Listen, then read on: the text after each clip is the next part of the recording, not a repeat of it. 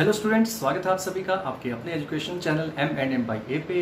चलिए शुरू करते हैं क्लास 10th का नेक्स्ट वीडियो।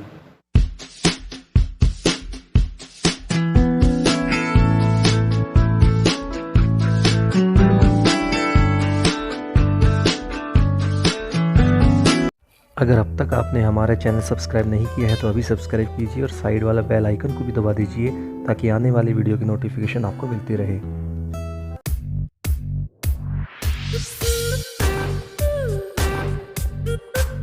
स्टूडेंट्स, अब तक हम कर चुके हैं चैप्टर नंबर 5 तक का कंप्लीट पोर्शन हो चुका है हमारा। 1 से लेके 5 तक सारे हमारे वीडियोस रेडी हैं। आप मेरी डिस्क्रिप्शन बॉक्स में जाएंगे, प्लेलिस्ट मिल जाएगी आपको, सारे वीडियोस वहीं पे मौजूद हैं, आप वीडियोस देख सकते हैं।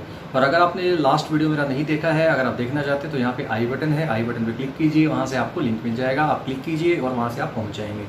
तो शुरू करते हैं क्लास 10th का नेक्स्ट चैप्टर, जिसका नाम है चैप्टर नंबर 6 ट्रायंगल्स। शुरू करते हैं। तो स्टूडेंट्स, सबसे पहले चैप्टर की बात करें तो स्टार्टिंग में आपका पहला टॉपिक आता है सिमिलैरिटी। ठीक है स्टूडेंट्स, तो सिमिलैरिटी क्या होता है आपको पता होना चाहिए सबसे पहले। तो सिमिलैरिटी क्या होता है, दैट मीन्स जो चीज़ सिमिलर होती है एक दूसरे की, उसको हम सिमिलैरिटी कहते हैं। इसका एक सिंपल सा एग्जाम्पल आपको देता हूँ मैं आपको। आपकी जो एक तो आप खुद हैं, आपकी जो डायमेंशंस है, लेंथ ब्रेड्थ हाइट है आपकी, वो है, और एक है आपकी फ़ोटो।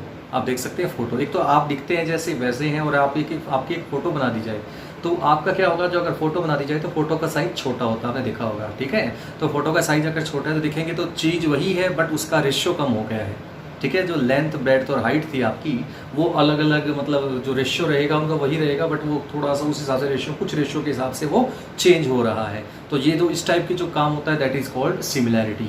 यानी कि सिमिलैरिटी का मतलब क्या होता है स्टूडेंट्स, सिमिलैरिटी का मतलब होता है जो चीज़ दिखने में एक जैसी हो बट उनका साइज जो है वो डिफरेंट हो। कैसे, फॉर एग्जाम्पल एक आपके पास ट्रायंगल यहाँ है, ठीक है, और ये इक्विलैटरल ट्रायंगल ये है, 60-60 ईच होगा। और एक और ट्रायंगल मैं लेता हूँ जिससे साइज में बड़ी है, इसको हम कह देते हैं ABC, और इसको कह देता हूँ मैं PQR, और ये भी 60-60 ईच है, 60 डिग्री सारे के सारे हैं। तो ये जो आपके पास ट्रायंगल्स दोनों होंगी, ये दोनों सिमिलर ट्रायंगल्स हैं। मतलब लगाने का सिंपल है, ये और ये देखिए ध्यान से, एक दूसरे के जो एंगल्स है वो सेम है, और यहाँ पे आपके पास जो ट्रायंगल्स बनेंगे दीज आर सिमिलर ट्रायंगल्स। तो ट्रायंगल्स जैसे वैसे सिमिलर होते हैं, वैसे कुछ भी चीज़ हो सकती है, जरूर नहीं ट्रायंगल की बात करें, स्क्वायर के बारे में भी हो सकता है, लेकिन ध्यान रखें सर्कल भी हो सकता है।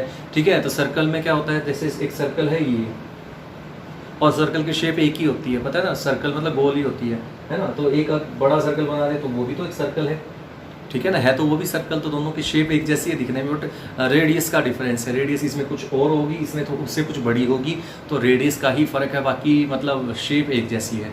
तो जिसकी शेप एक जैसी हो और जो जिनका डायमेंशंस अलग अलग हों, समझ गए ना, तो that is known as similarity, similar figures भी कह सकते हैं। तो स्टूडेंट्स, आगे हम चलते हैं। आपने 9th क्लास में पढ़ा हुआ एक कंसेप्ट जिसका नाम था कॉन्ग्रुएंसी, कॉन्ग्रुएंस ट्रायंगल्स, है ना, कॉन्ग्रुएंस के बारे में पढ़ा था।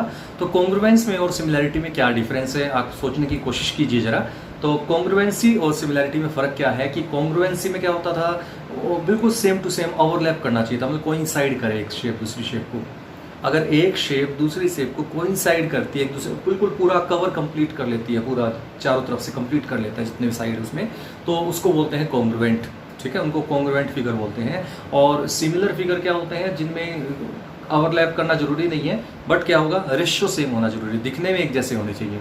ठीक है ना, वहाँ पे क्या था कि अगर आपने एक सर्कल लिया ना, 4 सेंटीमीटर अगर रेडियस है, तो कॉन्ग्रुएंस अगर कह रहे हो तो आपको दूसरा सर्कल 4 सेंटीमीटर रेडियस का ही लेना पड़ेगा, तो बन जाएंगे कॉन्ग्रुएंट। ठीक है ना, ये कॉन्ग्रुएंट का ये सिंबल आपने 9th क्लास में यूज़ किया था। ठीक है, ये सर्कल इसके कॉन्ग्रुएंट है। ठीक है, लेकिन अब हम बात करते हैं, जैसे एक सर्कल ऐसा है जिसका रेडियस 4 है, और एक सर्कल ऐसा है जिसका रेडियस 6 है, 6 सेंटीमीटर रेडियस है उसका। तो ये दोनों अगर आपसे कहे जाएं तो आप कहेंगे these are similar figures, similar figures होंगे। क्यों? क्योंकि यहाँ पे डायमेंशन अलग अलग है, एक का डायमेंशन 4 सेंटीमीटर के हिसाब से है और एक का डायमेंशन जो 6 सेंटीमीटर के अकॉर्डिंग है। That means these are only similar. तो सिमिलैरिटी का जो सिंबल है आप देख सकते हैं, ये वाला सिंबल है, ओनली सिर्फ ये वाला। आप इससे भी समझ सकते हैं कॉन्ग्रुएंसी में मतलब शेप तो एक जैसी होनी चाहिए थी, इक्वल भी होनी चाहिए थी, है ना, यही था ना, मतलब इक्वल शेप भी होनी चाहिए थी और एक जैसी भी और इक्वल भी, यही होना चाहिए था। तो इसलिए इसमें इक्वल टू का साइन था और एक जैसी भी था। यहाँ पे सिर्फ एक जैसी है, इक्वल नहीं है। ध्यान रखें, इक्वल होना जरूरी नहीं है, तो सिर्फ सिमिलर होनी चाहिए, दिखने में एक जैसी होनी चाहिए। Then these figures are known as similar figures. Students, बात करते हैं सिमिलैरिटी की। एक सिंपल से डेफिनेशन पे आ जाते हैं, काफ़ी देर हो चुकी है इसके बारे में इंट्रोडक्शन देते देते। तो एक सिमिलैरिटी के बारे में समझ लीजिए कि हम जो अभी फिलहाल चैप्टर कर रहे हैं वो है ट्रायंगल्स के ऊपर बेस्ड है, ट्रायंगल का कंसेप्ट है। तो टू पॉलीगन्स ट्रायंगल्स उसमें आ जाते हैं, पॉलीगन्स के अंदर ही, है ना। तो कोई भी figure, closed figure having more than two sides, that is known as polygons. तो ट्रायंगल्स जो है उसी की बात कर रहे हैं। तो एक पॉलीगन, कोई भी अगर दो पॉलीगन हैं उनमें अगर आप कहते हैं तो दे आर सिमिलर, अगर दो पॉलीगन आपको अलग अलग गिवन है और दोनों की नंबर ऑफ साइड्स सेम, ध्यान रखें नंबर ऑफ साइड्स सेम होनी चाहिए, तो उनको आप सिमिलर कब कहोगे? तो एक ही क्राइटेरिया है, सिंपल सा है कि उसमें क्या होता है, दो चीज़ें होती हैं, एक होती है साइड्स होती है और एक होता है उनका एंगल्स। तो दो चीज़ों पे आपके सिमिलरिटी डिपेंड करती है। तो two polygons of same sides are similar if there corresponding angles are equal, यानी कि उनके कोरस्पॉन्डिंग एंगल इक्वल होनी चाहिए। आपने देख लिया होगा, मैंने एक इक्विलैटरल ट्रायंगल का एग्जांपल लिया था जिसमें 60-60-60 ईच था, उस साइड भी आपने देखा होगा 60-60-60 ईच था। तो वो दोनों ट्रायंगल्स आपस में सिमिलर होते हैं। तो ध्यान रखें, अगर आपके ट्रायंगल्स के एंगल्स अलग अलग होंगे तो वो सिमिलर नहीं होंगे, क्योंकि वो एक दूसरे को ओवरलैप नहीं करेंगे। कॉमन सेंस की बातें हैं, आप खुद भी समझ सकते हैं इन बातों को। तो जिनके एंगल सेम होंगे, तीनों एंगल्स ही सेम होंगे, वही एक दूसरे को ओवरलैप करेगी, एक दूसरे को, यानी कि एक दूसरे के साइड्स का रेशियो भी सेम ही होगा उनका, ठीक है।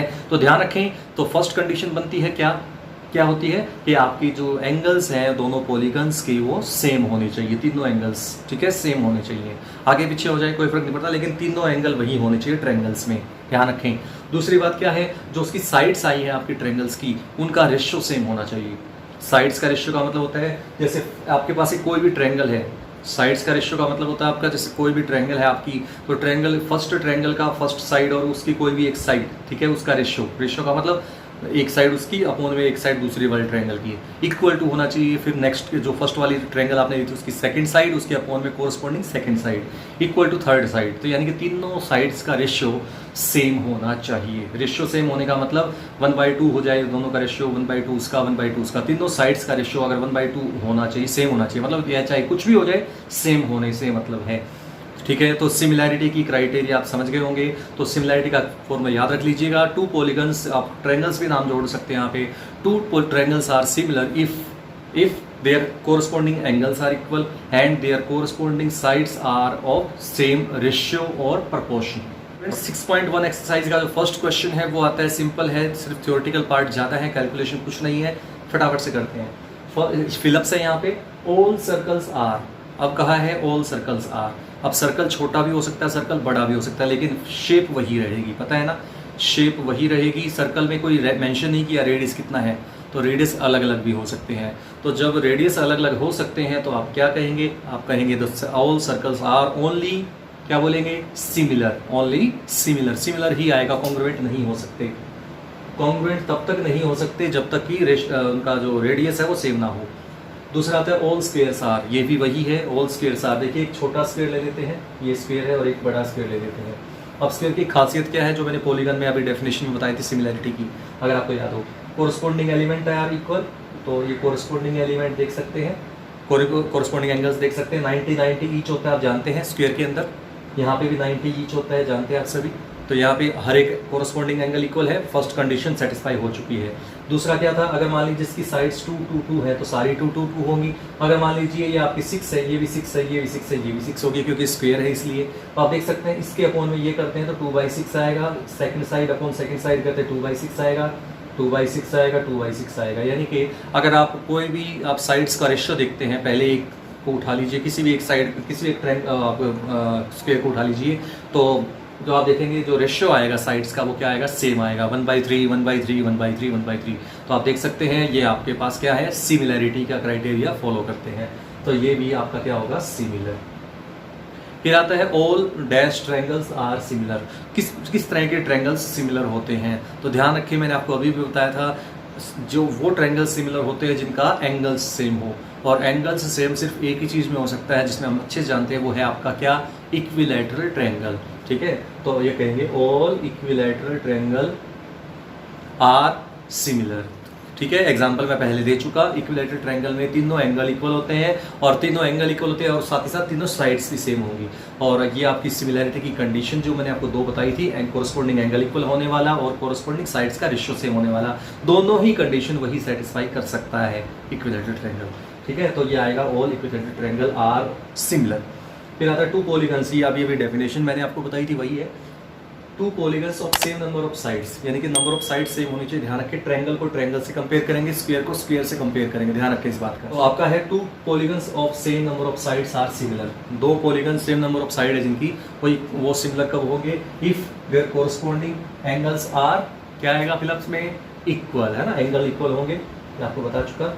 कोरस्पॉन्डिंग एंगल इक्वल होना चाहिए, आपके सामने एग्जांपल 90-90 ईच है सबका। तो आप देखेंगे कि जो रेशियो है वो क्या है, सेम प्रोपोर्शन में है, तो आर, ठीक है, प्रोपोर्शनल, यानी कि क्या होना चाहिए, their corresponding sides are proportional. Proportional का मतलब उनका रेशियो जो है वो सेम होना चाहिए हर एक साइड का। नेक्स्ट क्वेश्चन नंबर 2 आता है आपका, एक ये भी थ्योरेटिकल पार्ट है, एक एग्जांपल देने हैं, give two different examples of pair of similar figures. Similar figures क्या होंगे, आपको एग्जांपल देना है तो आप बता सकते हैं, जैसे आप इक्विलैटरल ट्रायंगल दे सकते हैं, ठीक है ना, इक्विलैटरल ट्रायंगल है, स्क्वायर भी हो सकता है, सर्कल भी हो सकता है। तो ये आपके क्या है, इक्विलैटरल जो है आपके पास सिमिलर फिगर्स के एग्जांपल्स आपको कोई भी दो देने हैं, ठीक है। फिर आता है नॉन सिमिलर फिगर्स, जो नॉन सिमिलर फिगर्स हैं। नॉन सिमिलर का मतलब क्या होगा, ना तो उनके एंगल्स इक्वल होंगे, या फिर कोई भी एक चीज़ हटा देंगे तो भी चल जाएगा, या तो उनके एंगल इक्वल ना हो, या रेशियो इक्वल ना हो, या दोनों ही ना हो, सिंपल सी बात है। तो ऐसा कोई आप एग्जाम्पल ले लीजिए जिसमें आप कह सकते हैं कि नॉन सिमिलर फिगर्स। तो क्या एग्जाम्पल देंगे, जैसे इसमें सपोज एक ट्रायंगल ले लेता हूँ, ए बी और सी, ये लेता हूँ 30, ये लेता हूँ 60 और ये लेता हूँ 90, और एक ट्रायंगल ले लेता हूँ पी क्यू आर, ठीक है। अगर मैं ले लेता हूँ आपका 150 और ये 15 और ये 15, तो आप देख सकते हैं आपके पास जो ये और ये एक दूसरे को ओवरलैप नहीं करेंगे, आप चेक कर सकते हैं। ये आपको छोटी क्लास में बता दिया जाता है अच्छे से प्रैक्टिकल के थ्रू आपके, कि आपको अगर इनके पास रखा जाए इस तरह से तो एक दूसरे के ऊपर रखेंगे तो ओवरलैप नहीं करेंगे, ठीक है, ओवरलैप नहीं करेंगे।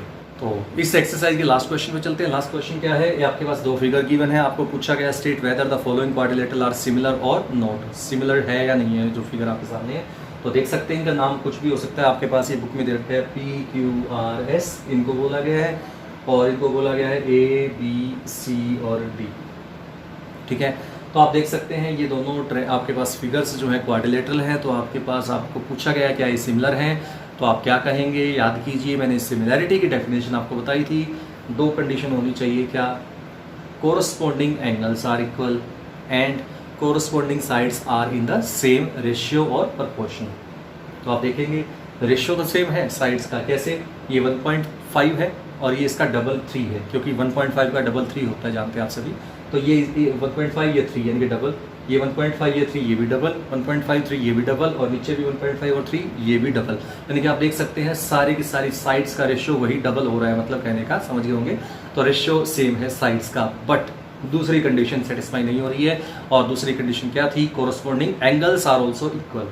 एंगल्स इक्वल होने जरूरी है, साइड्स का रेशियो सेम होना चाहिए और एंगल्स इक्वल होने चाहिए। आप देख सकते हैं क्लियरली दिख रहा है आपको, ये पैरेललोग्राम है, पैरेललोग्राम में जो एंगल है वो 90 होना जरूरी नहीं। फिलहाल आपके सामने जो फिगर है वो टेढ़ी है, आप देख सकते हैं बुक में, आप अपनी बुक में भी देख सकते हैं आप। तो ये बुक टेढ़ी, या जहाँ पे फिगर टेढ़ी है दैट मीन्स इसमें जो एंगल है that can not be 90 degree, that is less than 90।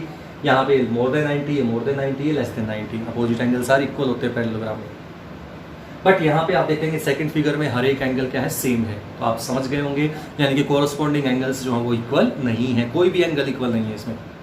इसमें तो चारों इक्वल है, ठीक है ना, इसमें ना तो ये इसके इक्वल, ना कोई भी एंगल इसका कोई भी एंगल इसके इक्वल नहीं है किसी भी एंगल के। So these two figures are not similar. तो स्टूडेंट्स अब आते हैं इसके मेन टॉपिक पे। मेन टॉपिक है आपका बेसिक प्रोपोर्शनैलिटी थ्योरम, ठीक है, ये है इसका मेन टॉपिक।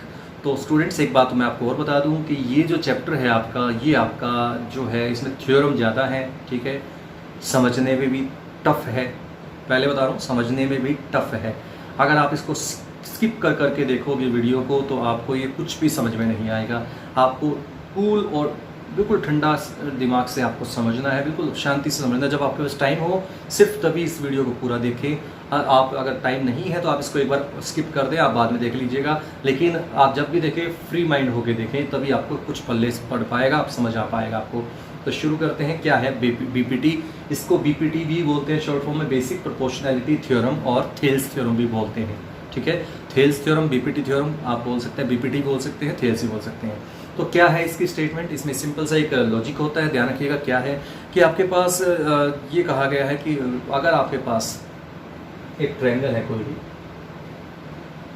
ए बी और सी, अगर एक ट्रायंगल है आपकी और हम एक लाइन सेगमेंट ड्रॉ करते हैं यहाँ पे, ठीक है, कोई भी लाइन ड्रॉ की जाती है और लाइन आपके पास सेगमेंट है डी ई, यहाँ पे एक पॉइंट है, एक लाइन सेगमेंट इसको क्रॉस कर रहा है बीसी को, सॉरी इन दोनों साइड्स को, तो आपके पास वो डी और ई पे काट रहा है, और सच दैट यहाँ पे आपके पास गिवन होगा D E is parallel to B C.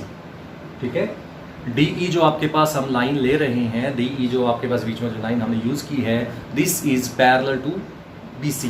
फिर आप ऐसा समझ लीजिए, किसी भी लाइन के किसी भी साइड के पैरेलल बीच में कहीं पर भी एक लाइन ड्रॉ कर दीजिए, ये समझ लीजिए। ठीक है, ऐसे समझ लो, वो ज़्यादा इजी पड़ेगा। तो कोई भी साइड ले लीजिए, बीसी ले लीजिए, जैसे बीसी के पैरेलल कहीं पर भी एक लाइन ड्रॉ कर दीजिए, पैरेलल होनी चाहिए, ध्यान रखें। तो जो इनका रेशियो आएगा ना, ये वाला रेशियो और ये वाला रेशियो और ये रेशियो और ये रेशियो, दोनों का रेशियो इक्वल आएगा। यानी कि to prove AD upon DB is equal to AE upon EC। ठीक है, यानी कि मैं फिर से रिपीट कर देता हूँ, थोड़ा मुश्किल है इसलिए मैं थोड़ा टाइम लूँगा इसके ऊपर। यहाँ पे आपके पास क्या है, कोई भी आपने एक लाइन, कोई भी एक ट्रायंगल की एक साइड लेनी है, उस किसी भी साइड की पैरेलल आपको एक लाइन ड्रॉ करनी है, ट्रायंगल को कट करके निकले जो अंदर की साइड से। ठीक है, ट्रायंगल के अंदर से कहीं पर भी ले सकते हो, बीच में, ऊपर नीचे, कहीं पर भी, तो पैरेलल होनी चाहिए, बस इतना ध्यान रखें। ठीक है, DE पैरेलल होनी चाहिए BC के, इस तरह से। तो जो यहाँ पे जो इनका रेशियो है ना, कट रही है, देखो जैसे AD और DB दो पार्ट में एक ब्रेक हो गया ना ये, तो AD और DB का रेशियो इक्वल टू AE और EC का रेशियो सेम आएगा, इसी का नाम है BPT। ठीक है, इसका हम प्रूफ करेंगे, लेकिन उससे पहले आपको समझा दूं, जरूरी नहीं है आप ये रखें कि बेस के ही पैरेलल आपको यहाँ पे लाइन पैरेलल लेनी है, आप ये भी ले सकते हैं। सिंपली ये मान लीजिए ट्रायंगल है, तो आप ये वाली लाइन, ये वाला मैं इसकी साइड के पैरेलल ले रहा हूँ, तो ये वाला साइड आ जाएगी। ठीक है, यानी कि मैंने इसके पैरेलल लिया है तो ये वाली हो जाएगी। तो अब क्या बन जाएगा, ए मान लीजिए ABC है सपोज ये, और मैंने लिया है D और E लिया है सपोज, इसके इस अलग केस है ये, तो आप देख सकते हैं मैंने इसके पैरेलल ये लाइन ड्रॉ की है, तो इसका रेशियो BD अपॉन DA, यानी कि इसका रेशियो इसके साथ। अगर आपको कोई दिक्कत आ रही है समझने में, आप कॉपी को अपनी सिंपल एंगल चेंज कर लीजिए, कॉपी को इस तरह से बना लीजिए कि ये जो साइड AC है ये बेस में आ जाए, तो आपको जल्दी समझ में आ जाएगा। ठीक है, जो AC है उसको बेस की तरफ ले आइए। मैं बोर्ड को घुमा नहीं सकता, बट आप कॉपी को घुमा सकते हैं, कॉपी में ड्रॉ कीजिए और AC को बेस में ले आइए, तो आप देख सकते हैं this is equal to BE upon EC। ठीक है, इक्वल दिखाना है। ठीक है, मतलब रट्टा मत लगाना कि आपको सिर्फ बेस के ही लेना है, आप किसी भी साइड, आप इस साइड की भी ले सकते हैं पैरेलल, जैसे ये साइड है ना, तो इसके पैरेलल कोई लाइन यहाँ आएगी इस तरह से, है ना, इस तरह से आएगी, फिर इनका रेशियो इसके साथ और इसका रेशियो इसके साथ इक्वल आता है। ठीक है, ये कंसेप्ट समझ लीजिएगा, ये रट्टा नहीं है, मैं बार बार कह रहा हूँ, सिर्फ एक ही साइड नहीं आएगी, कोई भी साइड हो सकती है। तो चलिए शुरू करते हैं इसका प्रूफ करने के लिए आपको एक कंस्ट्रक्शन करना पड़ेगा स्टूडेंट्स। देखिए कैसे, मुझे AD को यूज करना है और DB को यूज करना है। देखिए आपके सामने ये AD है और ये DB है। ठीक है, AD और DB है आपके पास, आपको क्या करना है, यहाँ पे एक परपेंडिकुलर ड्रॉ कर देना है। ठीक है, एक परपेंडिकुलर मैंने ड्रॉ कर लिया, जिसको मैंने बोल दिया M पॉइंट बोल दिया इसके ऊपर। ठीक है, सिमिलरली मुझे इस साइड से भी एक परपेंडिकुलर ड्रॉ करना है, ये परपेंडिकुलर 90 डिग्री होना चाहिए, ध्यान रखें। ये यहाँ पे मैंने इसको N बोल दिया। तो आपके पास दो हमें कंस्ट्रक्ट करने हैं, तो आप बोलेंगे सबसे पहले कंस्ट्रक्ट क्या, DN परपेंडिकुलर टू AC कह सकते हैं, बिल्कुल AC पूरी लाइन आप कह दीजिए, AE कह दीजिए, एक ही बात है, and EM perpendicular to AB। ठीक है, ये आपको कंस्ट्रक्ट करना है सबसे पहले इसके लिए। उसके बाद अब नेक्स्ट स्टेप क्या है, देखिए स्टूडेंट्स, अब आपको थोड़ा सा एक लॉजिकल बात करनी है, आपको बाद में बताता हूँ मैं क्या करना है। सबसे पहले AD को यूज़ करना है। देखिए जरा AD, ये रहा आपका AD, ये दिख रहा होगा आपको, ये वाली साइड है AD। ठीक है, AD दिख रहा है, तो ये AD जो है उसको मुझे यूज़ करना है, तो AD को मैं क्या करूँगा, अपनी कॉपी को AD को बेस पे ले आइए, इस तरह से रोटेट कर लीजिए कॉपी को कि AD बेस में आ जाए। जब आप AD को बेस में ले आओगे तो आप कुछ ऐसा नज़र आएगा आपको, ये शेप, यहाँ पे A है, यहाँ पे D है, AD बेस में आ चुका है, ठीक है। AD जब बेस में आया है तो आप देखेंगे ये वाला जो EM है, यहाँ पे पॉइंट M दिखेगा और यहाँ पे पॉइंट E दिखेगा। जब आप इसको रोटेट करोगे समझ में आ जाएगा। आप रोटेट कर लीजिए एक बार, इस तरह से रोटेट कीजिए अपनी कॉपी को कि AD जो है वो कहाँ आ जाए, बेस पे आ जाए। तो आप देख सकते हैं यहाँ आपको ट्रायंगल का एरिया क्या होता है, एरिया ऑफ ट्रायंगल ADE। अब ये जो ऊपर ADE ट्रायंगल दिख रहा है आपको, ये वाला, इसका एरिया हमें निकालना है। और आपको पता होगा एरिया ऑफ ट्रायंगल का फॉर्मूला होता है half into base into height. That means half into base into perpendicular कह सकते हो। तो रख देते हैं इस value half into base, base देख सकते हैं AD इंटू परपेंडिकुलर, या हाइट भी कह सकते हैं EM, ठीक है। तो आपके पास आ चुका है area of triangle ADE is equal to this, first equation आ चुकी है, क्लियर। सिमिलरली अब एक काम करता हूँ, मुझे चाहिए BD, क्या चाहिए, DB या BD। देखिए DB यहाँ पे है, ठीक है, DB यहाँ है, तो आपको एक काम करना पड़ेगा, इसको मिलाना पड़ेगा, यहाँ पे इसको ज्वाइन करना पड़ेगा। तो मैं आप लेके चलूंगा triangle, area of triangle DBE, DBE का एरिया लीजिए। तो DB का एरिया फिर से वही रूल है, half into base into height.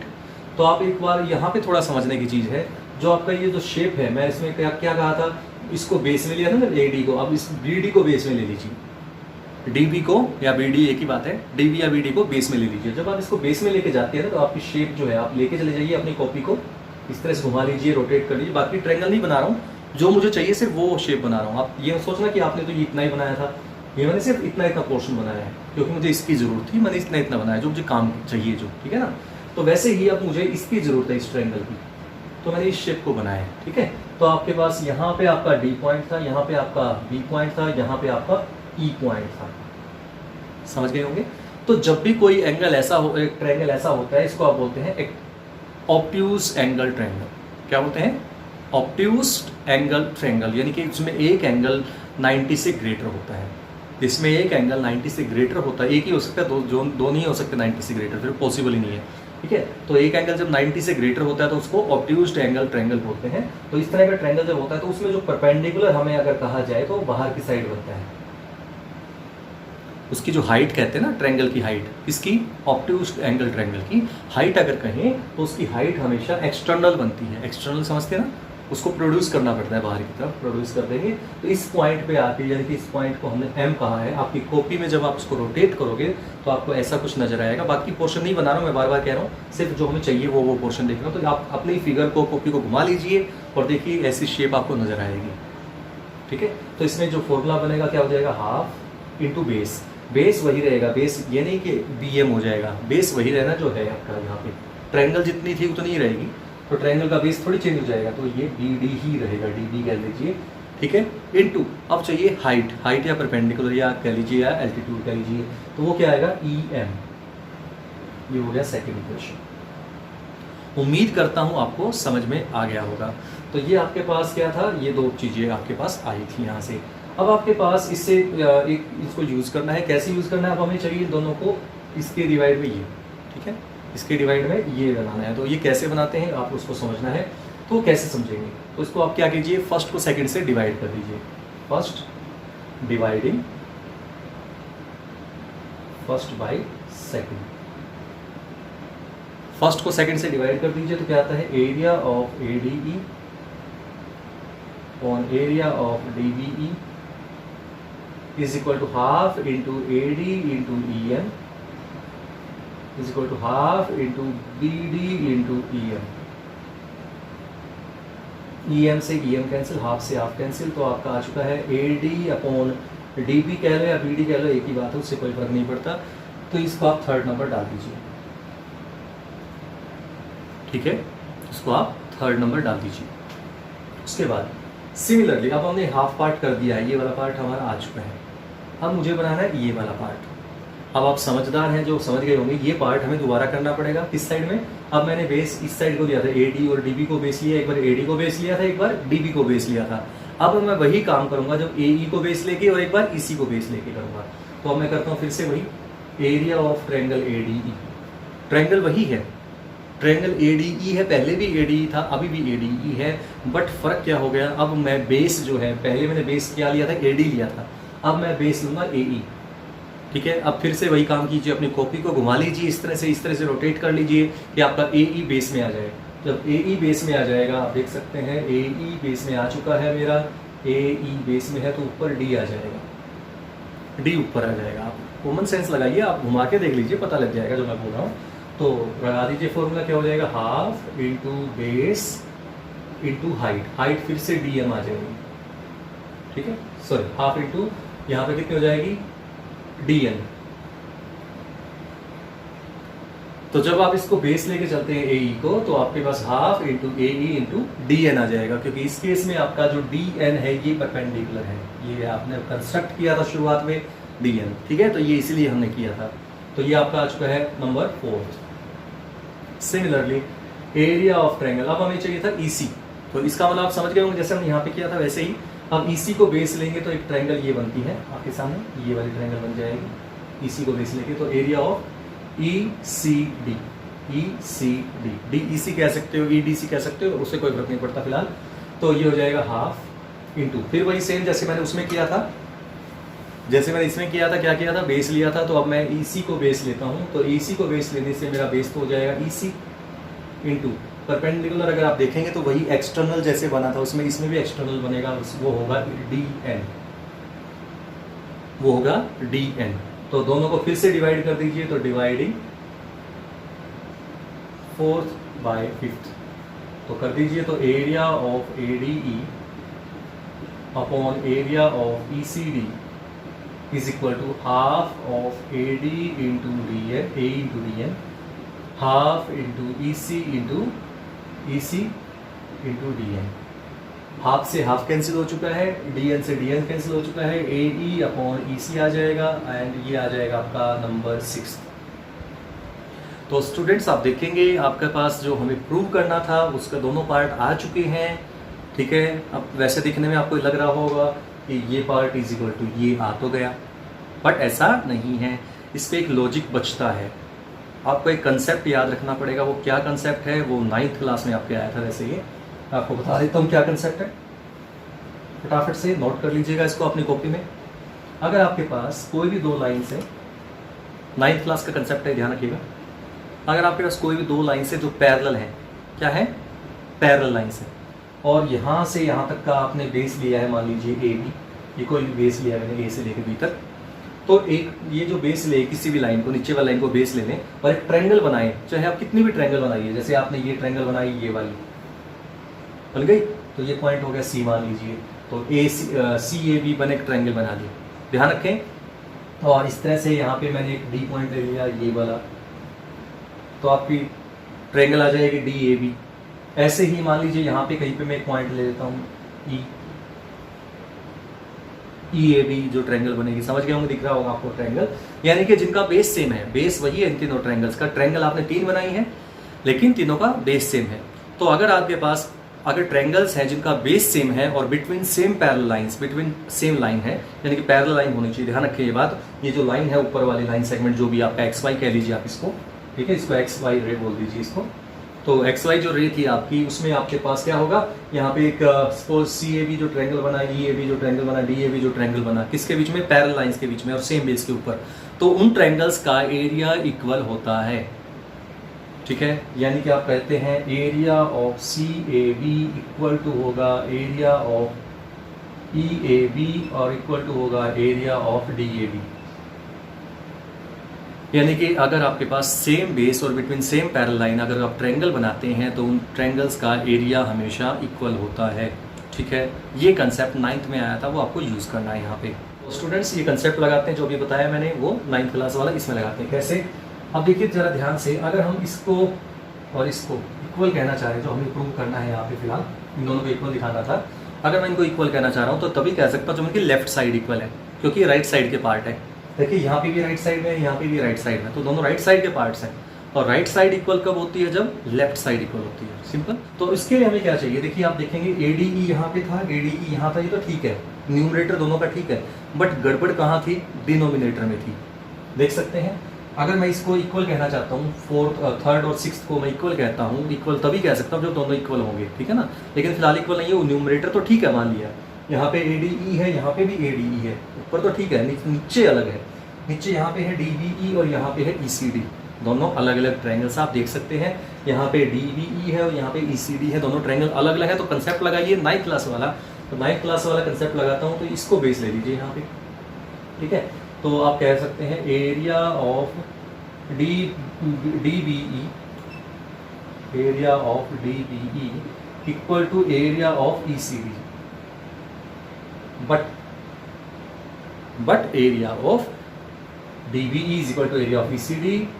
Reason क्या बताओगे, रीजन बताएंगे because triangles made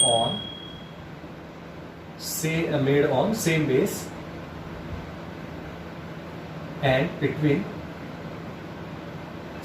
parallel lines, same parallel lines, ठीक है, are equal in area।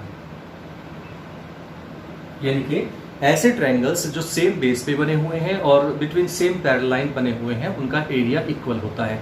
तो आप अगर देखें ध्यान से, तो ये आप उल्टा अपनी कॉपी को उल्टा घुमाइए, रोटेट कर लीजिए, इस तरह से रोटेट कर लीजिए कि आपका A नीचे आ जाए, इस तरह से A नीचे दिखे आपको, ठीक है। तो A नीचे होगा तो यहाँ पे आप देखेंगे C आ जाएगा, यहाँ पे B आ जाएगा, देख लिया होगा, घुमा दीजिए पता लग जाएगा। तो जब आपने ऐसे किया है तो यहाँ पे आपके पास पॉइंट थे और यहाँ पे आपके पास A के बाद इस साइड D हो जाएगा, इस साइड E हो जाएगा, ठीक है। तो आप देखेंगे ये एक तो ये वाला ट्रायंगल बना हुआ था, आप देख सकते हैं ये वाला था और एक ये वाला ट्रायंगल था। तो आपको पता है हमारी DE जो था वो पैरेलल टू BC था, स्टार्टिंग में था, देखिए DE पैरेलल टू BC, यानी कि ये सेम बेस हो चुका है, बेस दोनों का सेम है और ये पैरेलल लाइन भी हो चुकी है।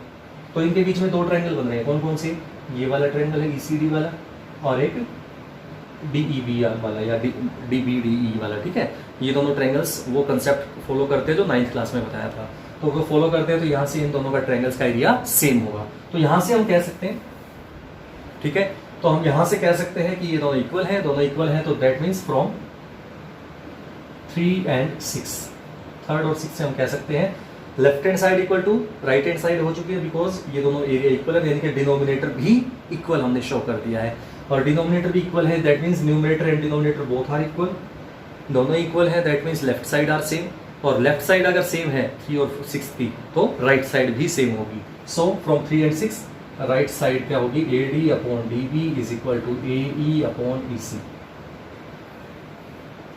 यही प्रूव करना था। नेक्स्ट थ्योरम आती है स्टूडेंट्स इसका कन्वर्स पार्ट।